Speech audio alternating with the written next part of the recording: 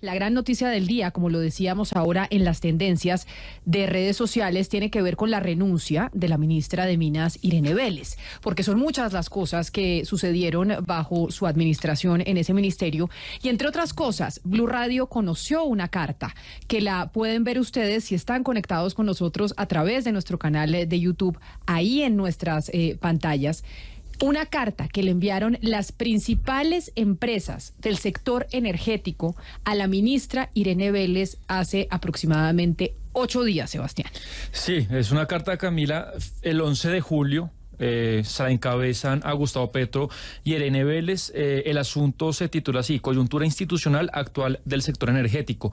La firma absolutamente todo el sector de energía. Me cuentan que realmente lograr esa unión de todo el sector no es fácil. Está Acolgen, Andec, Andesco, Asocodis, Asoenergía y Sercolombia. Es todo el sector, los mayoristas, el sector eléctrico, minoristas, y principalmente es una carta de 5 páginas, Camila, en el que tiene 3 puntos. El primero es sobre el tema de la CREG. Alertan que hay varios comisionados que están encargados y no tienen la tarea de que esa sea su profesión 24 horas, de que en propiedad no puede haber una comisión reguladora si siguen muchos comisionados encargados. Dicen que por favor en el punto 2 que se decrete pronto y se publique la normatividad del decreto 929, que es todo el tema de las tarifas de energía. Y por último les preocupa, Camila, el plan de expansión de energía. La demanda de energía está subiendo por el calor, por el fenómeno del Niño, pero el plan de expansión no es claro. En resumen, dicen que se tiene que consolidar 30 años de una institucionalidad de energía que ahorita, pues la verdad, hay alertas, hay puntos de interrogación, y pues la firman 4 días antes de que salga la ministra Irene Vélez. Es decir, hace 8 días le habían enviado esta carta al presidente Gustavo Petro y a la ministra Irene Vélez, incluso adelantándose al pronunciamiento de XM sobre el riesgo de un racionamiento en Colombia y lo que estaría pasando con el sector energético. Textualmente no hablan de racionamiento, pero sí hablan de todas las condiciones que se están dando para que XM en su informe esta semana concluya que puede haber racionamiento, en especial lo que le hablo del plan de expansión de energía. Yo esto ya, Camila, pues lo concluyo como una tarjeta amarilla del sector. No digo al gobierno, sino al país, alertando. Y con lo de la carta de XM, pues yo creo que el tema sí empieza a ser espinoso, porque todo el sector está de acuerdo en que hay cosas que no están funcionando. Le dicen al gobierno, oiga, trabajemos de la mano, como por ejemplo que los comisionados de la CREG dejen de estar, que sean en firme, que dejen de estar encargados, por ejemplo. Acolgen, Andec, Andesco, Asocodis, Asoenergía, Colombia, le mandaron esta carta que ustedes están viendo, si están conectados con nosotros a través de nuestro canal de YouTube, el 11 de julio de este año, hace 8 días, hoy estamos a 18, sí, hace 7 días, al presidente Gustavo Petro y a la ministra de Minas, Irene Vélez. Asunto: coyuntura institucional actual del sector energético. Lo peor que nos podría pasar, lo peor que le podría pasar al gobierno nacional es, de verdad, Claudia, enfrentar un racionamiento. Yo no sé si usted se leyó ese libro de Mauricio Cárdenas cuando habla de su historia dentro del sector público y cuenta, por ejemplo, y creo que incluso Juan Manuel Santos también lo ha mencionado en algunos textos, del drama y la angustia que vivieron en su momento cuando Colombia se podía pagar. Durante el gobierno del presidente Juan Manuel Santos, que nunca pasó, pero que ellos tuvieron ese temor. Sí, no leí ese libro, Camila, pero estaría el gobierno teniendo que enfrentar una crisis que se podría equiparar no solamente con la del apagón de hace 30 años, sino pues con la más cercana, con la que le tocó al gobierno anterior para enfrentar la pandemia, lo que significó encerrar a la gente en la casa, atender pues todas las necesidades de la gente que no podía trabajar y por ende no podía comer, y además conseguir las vacunas. Sería algo que yo creo que se podría comparar, y pues que esperemos que no lleguemos a una situación que le ponga al gobierno este reto, porque hay suficientes retos que atender. Y ahora empezará el sonajero de quién podría llegar a la cartera de Minas en reemplazo de Irene Vélez. Óscar, ¿usted tiene algún pálpito? ¿Sabe algo o realmente estamos en ceros? Camila, estamos en cero, pero le quiero contar algo y le voy a hacer una lectura política muy rápida. Si el gobierno está pensando recomponer todo el tema del Congreso de la República para buscar nuevas fuerzas y que le permitan sacar adelante sus leyes, yo pensaría que ese ministerio o es ofrecido o va a ser pedido por aquellos partidos que están esperando del gobierno una mayor generosidad. Estoy hablando del partido de la U, el Partido Liberal y otros partidos. Es decir, esa cartera, ahora que no va a quedar en cabeza de la ministra, que era del riñón del doctor Petro, seguramente va a ser muy pedida y seguramente va a estar por ese lado. Si el presidente Petro está realmente considerando la posibilidad de abrir el espectro y buscar una mayor amplitud política, porque si lo que busca es radicalizarse mucho más en sus posturas, entonces vamos a tener allí en el Ministerio de Minas otra persona igual o peor quizás que la doctora Vélez. Es que eso es lo que yo estaba pensando, Oscar y Camila. Creo que el presidente Petro va a nombrar un ministro ahí que mantenga su línea, ¿no? O sea, nada de explotación de hidrocarburos, o sea, totalmente más centrado en temas ambientales y no en el tema de la explotación del petróleo, del carbón, del gas. Creo que se va a intentar mantener la línea que llevaba la ministra Irene Vélez en ese sentido. Yo creo que lo que dice Oscar, esa lectura política puede ser acertada y es una buena oportunidad para recomponer las relaciones en el Congreso de la República y hacerle paz en sus reformas sociales, pues que en este momento están en riesgo, porque como lo hablábamos ayer con los representantes de los partidos, que en este momento están tratando de hacer una coalición en contra del gobierno nacional. Pero a mí me parece que esa no puede ser la prioridad, Camila. La prioridad en este momento es la seguridad energética del país y no pueden traer ahí un político que no sepa lo que está haciendo. Pero es que puede ser un técnico apadrinado por un partido político, no quiere decir que, Camila, que no haya técnicos apadrinados por partidos. Pero la primera característica que tiene que tener la persona que llega al Ministerio de Minas es que sea un técnico y que haya lidiado con este tipo de crisis antes, porque se viene un niño que puede ser muy terrible, el país se enfrenta a una situación muy delicada y esto tiene que manejarlo un experto. Vea, Mariana, le voy a leer el titular de hace minutos del periódico Vanguardia de Santander. ¿Qué dice? Ante inminente salida de Irene Vélez, el nombre del santanderiano Fernando Vargas suena fuerte para llegar al Ministerio de Minas. Tras conocerse que los próximos días la ministra de Minas y Energía, Irene Vélez, renunciaría a su cargo en el gabinete del presidente Gustavo Petro, el nombre del exalcalde de Bucaramanga, Fernando Vargas, tomó fuerza como posible sucesor. Recordemos que el señor Vargas iba a estar compitiendo con Rodolfo Hernández por la gobernación. Pues tenía esa intención. Entonces, ahí hay que tener en cuenta ese nombre. No sé quién es ese señor Vargas, pero y seguramente pues Vanguardia sacando ahí, poniendo a sonar miembros del departamento, porque aquí las regiones son importantes. Santander quiere ministro de Minas, Oscar, porque obviamente ahí cada departamento quiere su presencia a nivel nacional.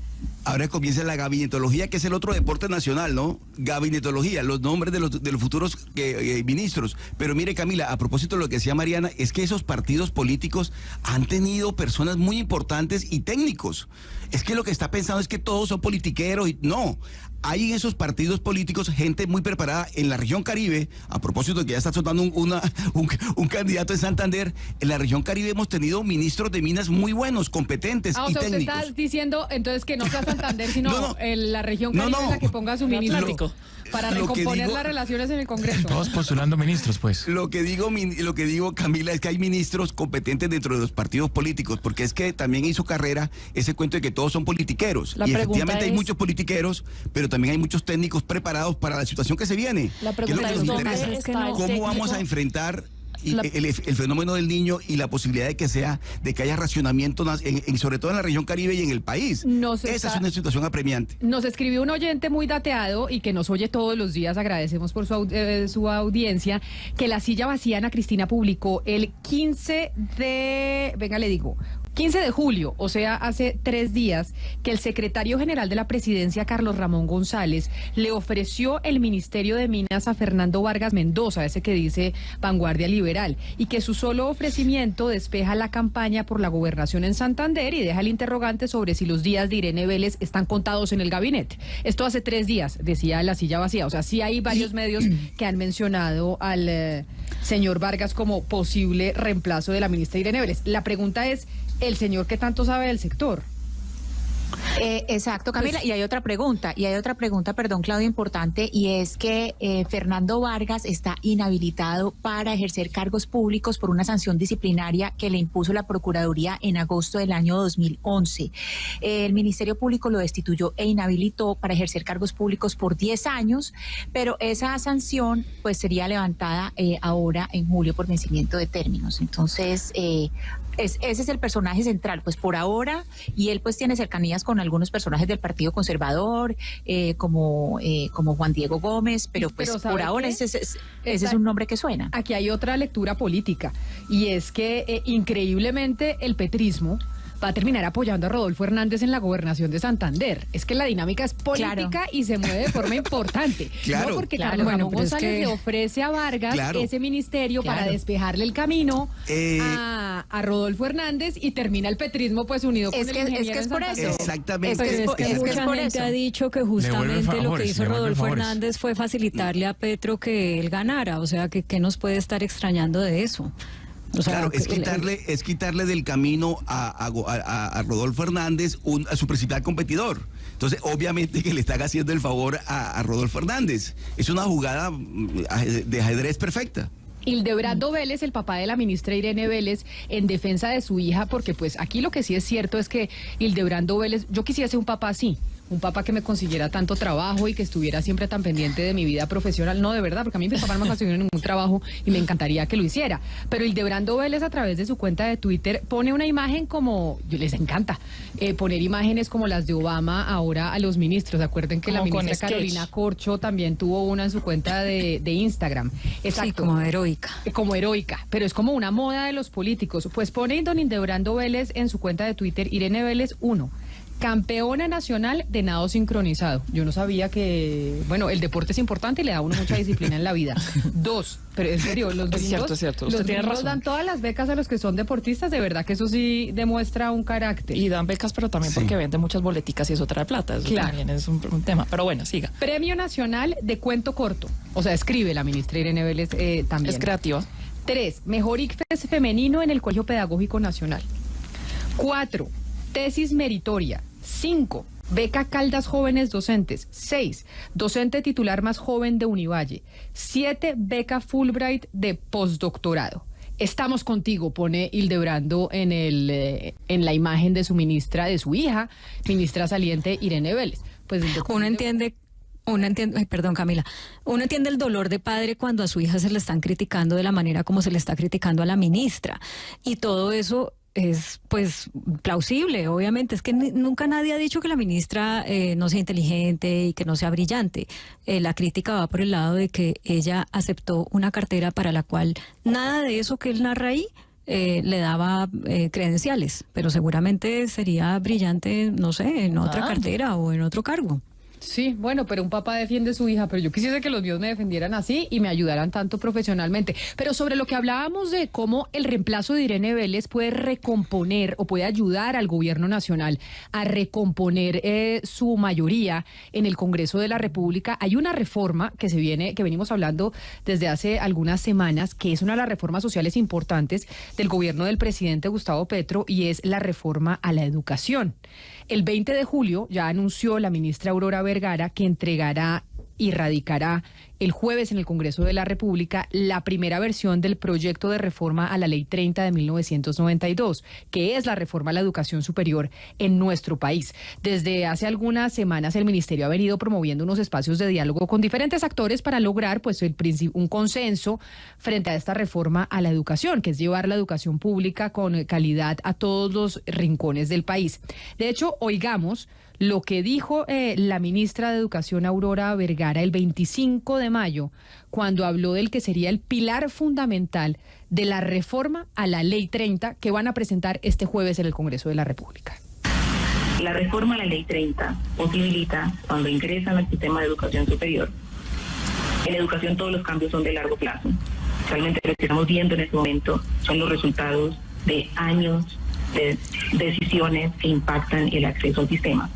Entonces, la reforma a la Ley 30 lo que nos va a permitir es que podemos tener muchos más cupos en las instituciones de educación superior, que podemos, con un nuevo modelo de financiamiento, garantizar que se robustece el presupuesto en las regiones, Pero eso necesita un compromiso en territorio con la transparencia en el manejo de los recursos para garantizar que con más dinero para financiar la educación oficial en las regiones se pueda responder de mejor manera a las solicitudes que tienen en territorio. Eso era lo que decía la ministra sobre cuáles eran pues los pilares fundamentales de esa reforma a la Ley 30. No se conoce el texto, un poco como con la reforma a la salud se va a radicar un texto que no se conoce, pero se va a conocer el jueves. Sin embargo, ya hay críticas alrededor de lo que sería este proyecto. Una de esas críticas la escribió Juan Manuel Restrepo, que es exministro de Hacienda y es actual rector de la Universidad EIA en Medellín. Y está con nosotros aquí en la línea. Exministro, mil gracias por acompañarnos. Bienvenido. Muchas gracias, Camila. Un saludo a usted y saludo también a todos los oyentes de Blue Radio. ¿Por qué razón criticar la reforma a la educación que todavía no conocemos? Es decir, no se conoce el texto, ya se nos anunció que el jueves se radica. ¿Por qué hacer una crítica sin conocerla anteriormente? Tal vez lo primero y más importante es que así como yo señalaba o hacía un argumento en el sentido de que debía abrirse un mayor nivel de consenso en la construcción de esta iniciativa, igualmente destacaba el hecho de que se necesita una reforma a la educación superior. Creo que entre otras, además, fruto de ese tipo de comentarios y muchos más de distintas asociaciones, ya la ministra formalmente señaló, y eso lo celebro, que efectivamente se va a presentar el 20 de julio, pero frente al pueblo, no al Congreso de la República, lo que significa que va a haber un espacio adicional de concertación, de construcción colectiva y de discusión pública con distintos actores en referencia al sistema de educación superior para que esta iniciativa, conocida ya el articulado por todos, pueda ser una construcción colectiva mucho más profunda y que además la reforma responda realmente a las necesidades del sector de la educación superior. Exministro Restrepo, usted pues tiene un largo recorrido en la academia, pero también tiene muy fresco las cuentas claras del país porque hace poco era ministro de Hacienda. Se habla mucho de aumentar el presupuesto y más presupuesto y más presupuesto. ¿Usted creería que con la plata que tiene el país esa es la prioridad, aumentar presupuesto, o usted ajustaría por otros lados para mejorar la educación superior? Aquí hay un compromiso que tiene el gobierno nacional y es loable de poder avanzar en por lo menos 500.000 nuevos cupos en educación superior. Eso significaría transitar Colombia del 53 al 62% de cobertura, cosa que es deseable. Ese propósito se conjuga con otros dos propósitos. Uno es cómo lograr mayores recursos de financiación a las universidades oficiales que lo necesitan también. Y esto hace referencia a la modificación de dos artículos puntuales, el 86 y el 87 de la Ley 30 de Educación Superior, entre otras para atender una cantidad de necesidades de infraestructura. Y también hay un propósito de fortalecer toda la capacidad de bienestar de las universidades. Todo eso supone recursos adicionales. Ahora, Sebastián, ¿de dónde se van a obtener esos recursos? Yo creo que eso hace parte de la discusión que tenemos que dar y en donde es indispensable, como no sucedió en otras reformas, contar con el documento formal del Ministerio de Hacienda sobre la real capacidad para lograr esos recursos que, insisto, se necesitan, pero que evidentemente compiten con otra serie de necesidades que hay hoy a nivel nacional. Y ya lo vimos en el último marco fiscal de mediano plazo, pues hay un espacio muy limitado de gasto y de inversión pública en este momento. Rector Restrepo, entre los ejes fundamentales de la ley, de esta reforma de la ley de educación, está el sistema de aseguramiento de la calidad y se plantea pues la idea de reestructurarlo. ¿En qué términos se debería dar esta conversación de esa reestructuración y cómo sería la diferencia entre universidad pública y privada? ¿Cómo serían esos dos escenarios? Tal vez lo primero, Mariana, es que yo creo que es indispensable que la reforma, y ojalá sea así, todavía no se ve reflejado por lo menos en los primeros comentarios por parte del gobierno nacional, efectivamente pues destaque el hecho de que este históricamente ha sido un sistema de educación superior mixto, en donde conviven universidades oficiales y universidades no oficiales, sin ánimo de lucro, y en donde todas prestan un bien público. Esa característica de un sistema mixto yo creo que es muy importante y ha sido pues un elemento importante y destacable del sistema de educación superior colombiano. Habiendo dicho eso, incluso yo lo dije también en mi artículo, a mí me parece que esta propuesta es una iniciativa bonita para avanzar en dos frentes. Uno, revisar el sistema de aseguramiento de la calidad.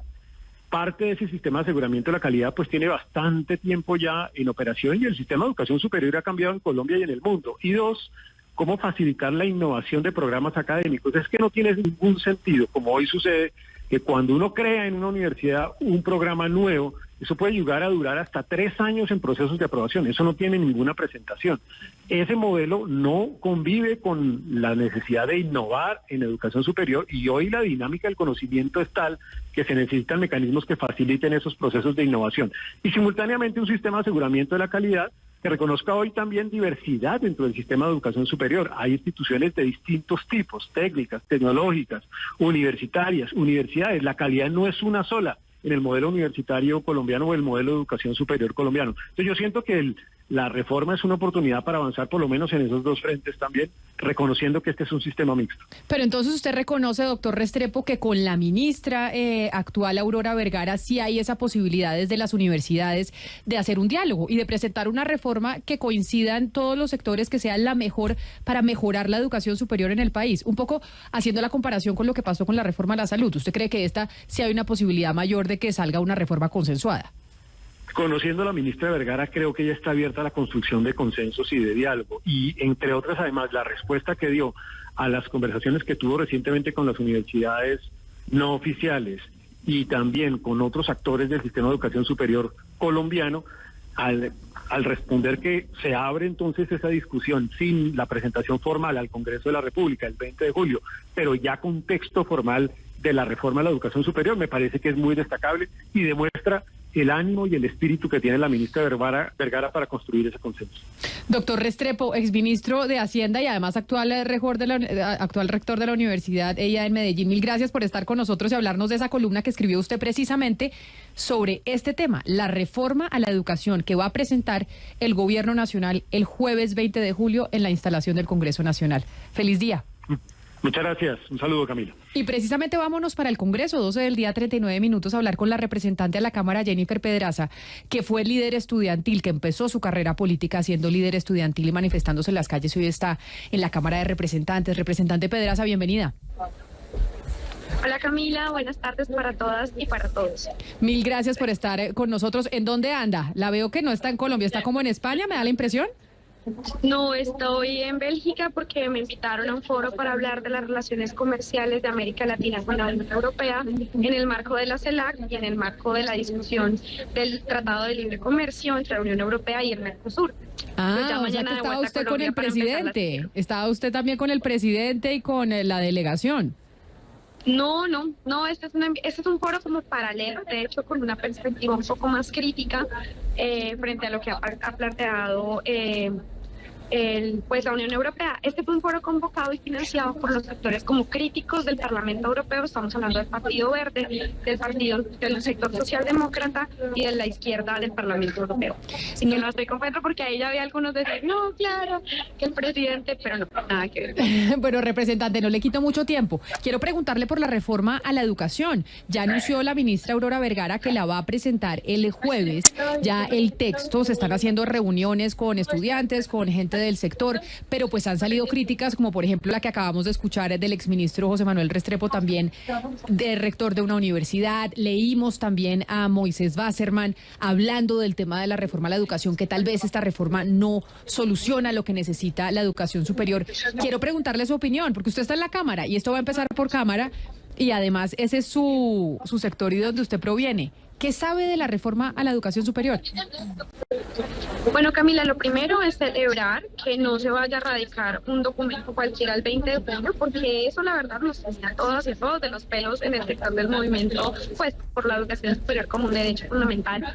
Porque pues la ley 30 es una ley que rige no solamente la educación pública, sino también la educación privada y en todos los niveles superiores. Técnica, tecnológica universitaria. Eso es lo primero. Lo segundo es decir que estoy absolutamente convencida de que la ley 30 requiere unas modificaciones estructurales, porque en su momento cuando se expidió la ley 30 se partía, por ejemplo, de que el presupuesto de las universidades públicas solamente se actualizara con la inflación y pues eso ha sido insuficiente para las necesidades de las universidades públicas, así como otros aspectos de autonomía y democracia universitaria en los que yo creo que es muy importante avanzar en esta reforma. Sin embargo, pues al ser un tema tan amplio, pues sin duda alguna hay muchos sectores y hay muchas voces y en ese sentido, pues una discusión democrática de esta reforma, empezando porque no se puede hacer en vacaciones. El presidente dijo, vamos a hacer vacaciones en las universidades, vamos a hacer asambleas populares, pero pues resulta que la mayoría de las universidades públicas, por lo menos también privadas, se encuentran en vacaciones, lo mismo que los colegios, y en ese sentido pues se necesita un proceso un poco más riguroso de trabajo con unos documentos y unos borradores concretos y saber quizás de manera más delimitada cuál es la apuesta del gobierno. El gobierno ha dicho que va a crear 500.000 nuevos cupos. Esa es la misma cobertura que se creó entre 1992 y el 2018 en las universidades públicas. Estamos hablando de un montón de varias décadas. Así que esta es una apuesta ambiciosa. Obviamente nadie está en contra. Si a uno le preguntan, si al preguntaran aquí quién está en contra de crear 500.000 nuevos cupos, nadie se opone. Pero la pregunta también es en qué términos, con qué calidad, con qué recursos. Ahí es donde le voy a preguntar, porque quizá la duda está sobre eso. Y es que no necesariamente es que el sector educación necesite más recursos, porque finalmente en el gobierno anterior, en el gobierno de Iván Duque, siempre pues decía, somos el gobierno que más plata le ha dado a la educación. No es que ampliar los cupos que también, sino mejorar la calidad. Dentro de lo que usted conoce, esta reforma sí plantea estructuralmente estrategias para mejorar la calidad de la educación superior en Colombia. Yo creo que la calidad está muy vinculada a la financiación. Por ejemplo, el hecho de que los profesores, la planta de docentes en las universidades públicas esté congelada, poco se haya incrementado en los últimos 30 años, ha hecho que la relación profesor de planta estudiantes, digamos, empeore. Antes las universidades públicas podían tener una relación de 15 estudiantes por cada profesor de planta. Pasamos rápidamente a tener 30 estudiantes por profesor de planta, y esto es uno de los índices que se utilizan no solamente en los rankings internacionales, sino pues a la hora de investigar, a la hora de que tú puedas tener quien te dirige la tesis, un proceso pedagógico mucho más sólido. El hecho de que se caigan los techos en las universidades públicas, que no haya recursos para las salidas de campo, y algo tan duro como lo que nosotros vivimos en la Universidad Nacional, Camila, es que no tengamos acceso a las bases de datos que son necesarias para cualquier proceso de investigación, porque las bases de datos se cotizan en dólares. Entonces las universidades no han podido atender esas necesidades urgentes para mejorar su calidad vinculadas a los recursos. O sea, la calidad es un asunto que sí o sí, a mi parecer, va acompañada no solamente de más recursos, sino también, es verdad, de mejor manejados. Como decía Sebastián, yo entiendo esa crítica porque lamentablemente hemos tenido casos de corrupción en varias universidades públicas, pero a mi parecer ese es un problema de que las direcciones y las rectorías de las universidades pues lamentablemente no las eligen las comunidades universitarias, sino que tienen una injerencia altísima de las gobernaciones y de los gobiernos territoriales. Y eso termina convirtiendo a las universidades, que como cada vez tienen menos recursos para tener a sus trabajadores y sus profesores de planta, en lugares pues para firmar contratos y crear puestos de empleo. Y en ese sentido, pues a mi parecer, avanzar en autonomía y democracia en la elección de las directivas podría ser una buena estrategia para que dejen de feriarse el presupuesto de las universidades. Representante Pedraza, pero entonces siguiendo esa conversación sobre el sistema de aseguramiento de calidad, cómo asegurar la calidad en las universidades, hay un punto importante y es sobre la evaluación de los profesores. Más allá de la escala docente, pues mirar el desempeño y otros asuntos que incluso creo que lo hemos hablado con usted en estos micrófonos, de distintos escándalos en que se ven implicados los profesores. ¿Cómo llevar esa conversación sobre la evaluación de los profesores, sobre todo los profesores que están con sindicatos y que eso tiene un fuero de protección además? Pues yo creo que para esa conversación lo principal es convocar a los docentes y a las docentes, y no solamente al profesorado, digamos, sindicalizado, que por supuesto es muy importante, sino a todas y todos los profes. Lo bueno de ser profesor de planta en una universidad, pues es que tu contrato, digamos, no depende de caerle bien al rector para que te renueven el contrato, y en ese sentido, pues son maestros además muy cualificados. Yo sé que ha habido casos, digamos, críticos sobre salarios muy altos, pero francamente no son la norma, no son el promedio. Y por el contrario, sí es el promedio, profesores que se esfuerzan un montón por publicar, por investigar, aún con múltiples restricciones, como les acabo de contar. Nada más el hecho de no tener acceso a las bases de datos para un investigador, pues te permite estar actualizado frente a los papers y las últimas investigaciones con temas detallados. Así que yo creo que lo primero es convocar a los maestros científicos. Y en algo estoy de acuerdo con lo que decía el ministro José Manuel, y es que este es un sistema mixto, sin duda alguna. Y para esta discusión vamos a tener que diferenciar a las universidades públicas de las universidades privadas, para bien, digamos, reconocer que tienen características particulares, pues unas principalmente del Estado, las otras principalmente de las matrículas, que es, digamos, algo natural en un sistema mixto, y eso también implica diferencias en el régimen laboral de los docentes. No es lo mismo el régimen laboral de los profesores en las universidades privadas que en las universidades públicas. Y al final, si a mí me preguntaran qué asuntos esenciales hay que modificar en ambos temas, yo diría, en las universidades públicas hay que modificar primero la estructura de financiación. En ese sentido, ya hay un proyecto de ley que nosotros radicamos junto con Ariel Ávila y Gabriel Becerra para modificar los artículos 86 y 87, que son los que le congelaron los recursos a las universidades públicas y que cambia el criterio de crecimiento de esos recursos para que ahora sí respondan a cómo crecen los costos de las universidades. Y en el caso de las universidades privadas, yo creo que hay un gran fenómeno y un gran problema que debemos combatir, que no es el factor común de las universidades privadas, digamos, de más reconocimiento en el país, pero que sí sigue ocurriendo, que es el ánimo de lucros. Es decir, cuando los recursos que los estudiantes pagan en las matrículas no se invierten en los fines misionarios. Digamos, el sello político suyo ha sido la defensa del movimiento estudiantil, de la educación superior, pero hay una discusión moral que es dificilísima en el tema colombiano, y es que algunas personas piensan que, bueno, si vamos a aumentar el presupuesto en educación, pues primero en educación básica. No vamos a hacer más universidades en Bogotá y en el Valle, mientras en el Chocó no hay colegios, por ejemplo, dirán algunos. ¿Cuál es su posición ahí? Si va a haber un aumento presupuestal, ¿no sería mejor, representante, inyectarle más plata a la educación básica? Yo creo, Sebastián, que es de alguna manera una falta de disyuntiva, porque la priorización de los recursos en educación, pues yo creo que debería orientarse en ambos sentidos. ¿Por qué? Por ejemplo, se ha hablado de la necesidad de reformar el sistema general de participaciones. Yo creo que eso es una prioridad, de manera que puedan fluir una mayor cantidad de recursos al sistema público de educación básica y media. Y eso yo creo que no ha tenido por ahora la prioridad que se requiere en la del gobierno, y hay que reconocerlo, Sebastián. Es decir, yo puedo unirme a las voces de las personas que dicen por qué la educación básica y media no ha tenido una prioridad clara en el incremento de los recursos y también en el fortalecimiento en general del sistema de la educación básica y media. Pero creo que plantear esta disyuntiva, pues al final nos pone como a competir a los diferentes sectores, es decir, no, y en general a quienes consideramos la educación como un derecho fundamental en todos los niveles. Creo yo que por el contrario podríamos tener otras discusiones sobre otros gastos que quizás no deberían ser tan prioritarios en el presupuesto general de la nación, u otros gastos que hoy estamos teniendo que podrían no asumirse. Por ejemplo, Sebastián, aquí precisamente que estoy ahorita en la Unión Europea, se ha abierto el debate sobre cómo varias multinacionales han demandado a Colombia por delimitar, por ejemplo, el páramo de Santurbán, y hemos terminado pagando billonarias demandas. Creo que por ahí podríamos preocuparnos un poco más por el desvío de los recursos públicos que tanto se necesitan en la educación básica y media que en la educación superior. Pues es la representante de la Cámara, Jennifer Pedraza, que nos atiende hoy desde Bruselas, hablando de esa reforma que se va a presentar el jueves en el Congreso de la República. Representante, mil gracias por haber estado aquí con nosotros. Mil gracias a ustedes. Y por último, hablando de este tema, de esta importante reforma social, está también conectado aquí a través de nuestro canal de YouTube de Blue Radio en vivo, Óscar Domínguez, director ejecutivo de ASCUN, que es la Asociación Colombiana de Universidades. Señor Domínguez, bienvenido, gracias por estar con nosotros. Solo hagan a ustedes la invitación y la preocupación sobre estos asuntos tan necesarios para nuestro país. Muchas gracias por la invitación. ¿Qué saben ustedes de la reforma, de la socialización que ha hecho el gobierno nacional, la ministra Aurora Vergara? ¿Qué conocen específicamente de lo que se va a presentar el jueves?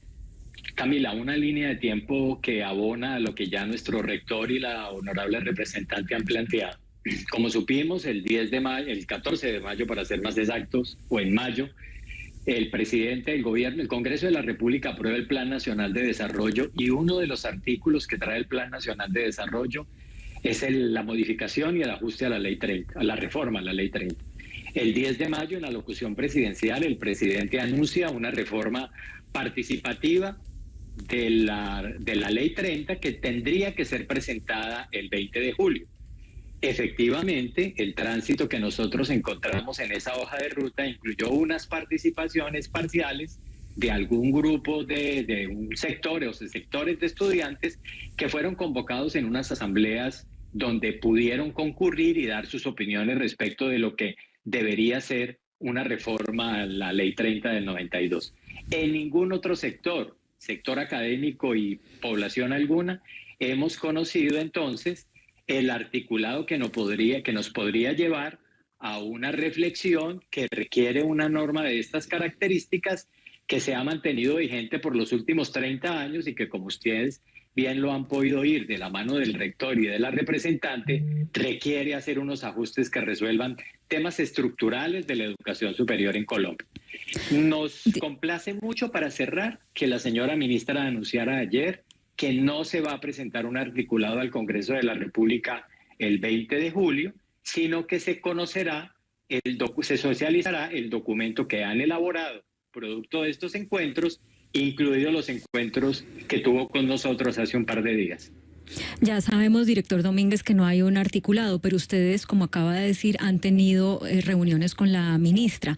Y ustedes en Ascún reúnen universidades tanto públicas como privadas. Lo que quiero preguntarle es si ustedes ven en el ánimo de la ministra por esas reuniones que han tenido, en el ánimo del gobierno en general, que la reforma a la Ley 30 puede apuntar a algo que concilie los intereses tanto de las públicas como de las privadas y que aproveche lo mejor de ambas para mejorar la educación, o no están viendo que ese sea el sentido. No, la reacción del gobierno al haber aceptado la propuesta del sector de, por favor, aplazar un articulado que se iba a presentar el 20 y permitirnos a todos, universidades públicas y privadas, conocerlos para darle la mejor opinión y para ayudar a construir la mejor reforma, así lo indica. Creemos que la ministra, en todas las expresiones que ha tenido y en todos los espacios donde ha intervenido, comprende las coyunturas que hoy afectan al sector, entre otros el reconocimiento de un sistema mixto, los temas relacionados con financiación estructural en la pública y de apoyo para que podamos seguir manteniendo una educación no oficial activa, participando del proceso, los temas de gobernanza, los temas de calidad, los temas de bienestar, en fin. Hoy director, el gobierno es consciente del asunto. Como ustedes le presentaron ya una propuesta que concilia, digamos, los intereses de las públicas y las privadas, quisiera que nos destacara qué es lo más importante para las públicas y qué es lo más importante para las privadas de lo que de lo que debería contener esa reforma a la ley. Sí, los temas fundamentales de los 10 temas que le presentamos a la ministra como contribución a la construcción de la ley, están relacionados y podríamos hacerle énfasis a 4 o 5. El primero de ellos, la consideración de un sistema mixto para Colombia. Hoy Colombia tiene el 50% de sus estudiantes en instituciones oficiales y el 50% en instituciones no oficiales. Por tanto, todo lo que se quiera hacer de conocer ese sistema permitirá que más jóvenes puedan ingresar a la educación superior. Lo segundo, lo del tema del financiamiento, que es estructural para las públicas y podría resolverse con las reflexiones que ya hizo la representante aquí, y unos sistemas que le permitan a las familias y a los estudiantes ingresar al sistema de las instituciones no oficiales. El tercero, los temas de gobernanza que ya se mencionaron aquí, en la que si bien la gobernanza de las instituciones deba ser ampliada a otros actores, debe tenerse en cuenta ese carácter de capacidad para la toma de decisiones que los delegados en esos espacios de gobierno puedan hacer.